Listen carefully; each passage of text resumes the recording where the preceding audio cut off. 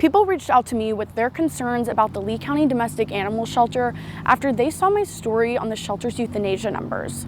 I'm your Lee County community correspondent, Ella Rhodes, and after talking with a former volunteer, I did some digging on the shelter's policies about how these animals are treated under Lee County's care. Michelle Middleton says she loves animals and knew volunteering at the Lee County Domestic Animal Shelter would be difficult. Their little faces haunt us at night. So I'm there because I do give the dogs a lot of love. She's part of the local group Animal Justice. During her time at the shelter, she says she and other volunteers saw things that concerned them, like how often dogs get out of their kennel to use the bathroom. She gave me these papers.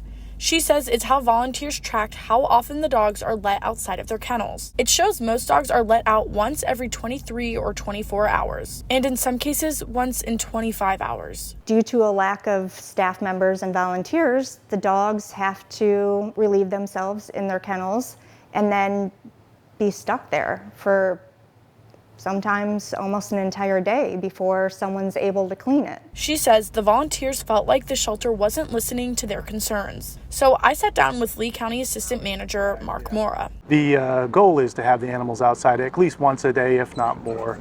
Does it sound very fair to only go out once in 23 hours? Would you want Well, that for your dog? of course not. I mean, nobody wants that. I asked the county for a specific policy on how often dogs should be taken outside of their kennel. A spokesperson told me there's no policy, and in a statement said, as a point of information, Lee County Domestic Animal Service endeavors to provide the dogs in its care with time outside.